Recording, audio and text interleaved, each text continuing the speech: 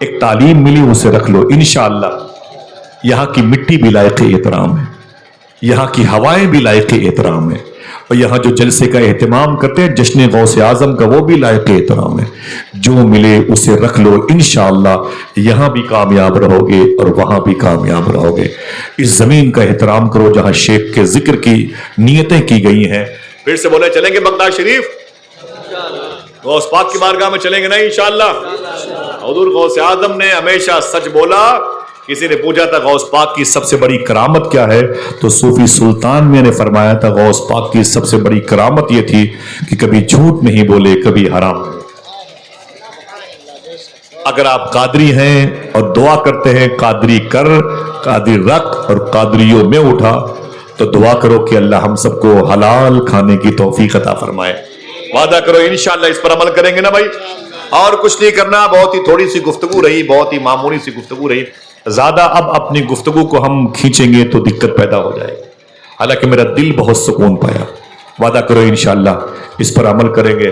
اگر ایسا نہیں ہوتا تو پھر نسلیں معذور پیدا ہوتی ہیں, نسلیں گمراہ پیدا ہوتی ہیں. لوگ کہتے ہیں کہ وہابیت, سلفیت, رافضیت, ناصبیت کیوں پھیلتی ہے.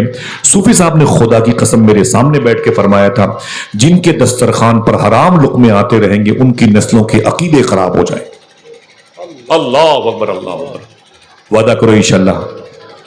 ایک آدمی پھر سے لگائے نعرہ, کھڑے ہو کے بھائی, کھڑے ہو کے لگائے. ماشاءاللہ. ذرا پورا مجمع دونوں ہاتھوں کو اٹھا کے جواب دے. یا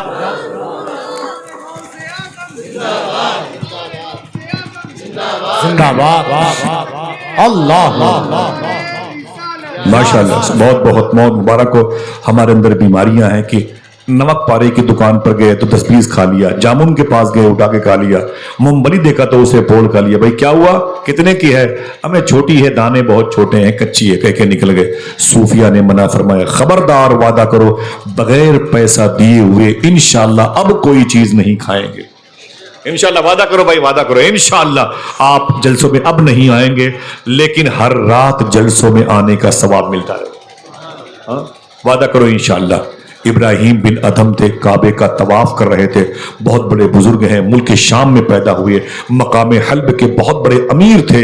آج ان کی جو مزار شریفہ ہے عمان مسقط میں سلالہ میں موجود ہے. ابراہیم بن ادھم کعبے کا طواف کر رہے تھے, کعبے کا طواف کر رہے تھے, اور طواف کرتے کرتے دو بزرگ نے دیکھا ابراہیم بن ادھم کعبے کا طواف کر رہے ہیں. ایک نے ایک سے کہا یہ بہت بڑا اللہ کا ولی تھا, ہے نہیں. بولے کیوں؟ بولے کل یہ مکہ شریف کے کھجوروں کی مارکیٹ میں گیا تھا کھجوریں خریدنے کے لیے. اس نے جیسے کھجوریں تولتے ہوئے اپنے سامنے کے دکاندار کو دیکھا تو دکاندار نے ان کے ترازو کی طرف 3 کھجوریں زیادہ رکھ دی تھیں. ترازو کا پلہ جھک گیا تھا. ابراہیم بن ادھم نے کھڑے کھڑے اسے منع نہیں کیا, جتنے کی میں قیمت دے رہا ہوں مجھے اتنے کا سامان دے. یہ نہیں کہا, 3 زیادہ کھجوریں گھر لے کے آ گئے. بولے وہ کھجوریں جیسے گھر میں داخل ہوئی ہیں ولایت گھر سے باہر نکل گئی.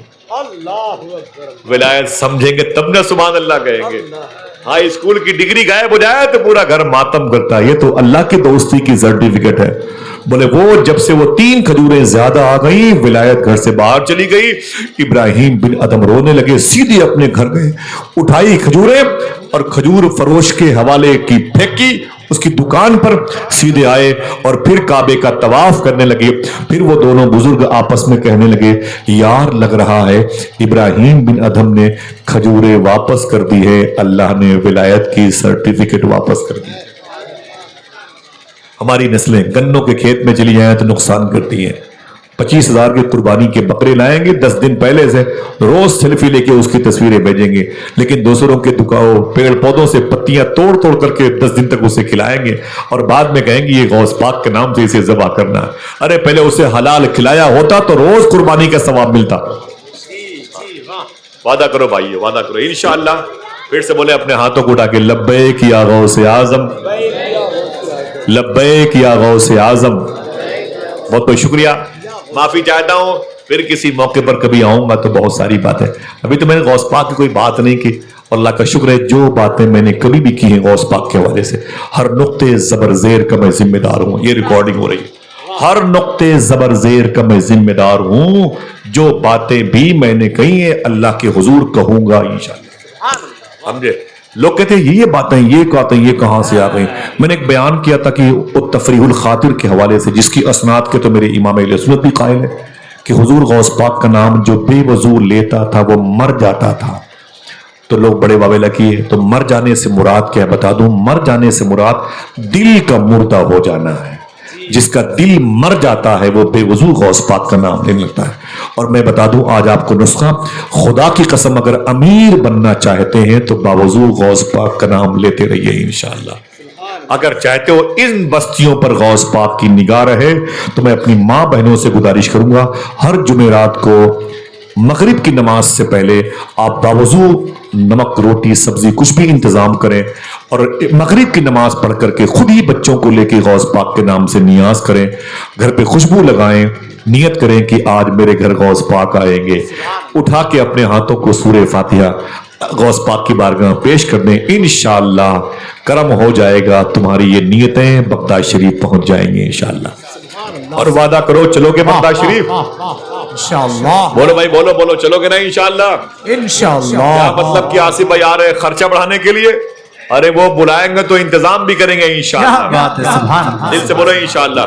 کبھی آؤں گا تو بہت ساری باتیں کروں گا. ہاتھوں کو اٹھا کے پھر سے بولیں لبیک یا غوث اعظم. لبیک یا غوث اعظم. سب کی آواز لبیک یا غوث اعظم، لبیک یا غوث اعظم. لبیک یا غوث اعظم. مبارک بزرگوں کی زمینیں ہیں. اللہ سب کے دلوں میں غوث پاک کی محبت ہے. ہمارے دسترخوان کو پاک کرے، ہماری فکروں کو مسلمان کرے، ہماری سماعتوں کو مسلمان کرے، ہمارے وجود کو مسلمان کرے. ہمارا لباس تو مسلمان ہے، اللہ ہمارے دل کو مسلمان کرے.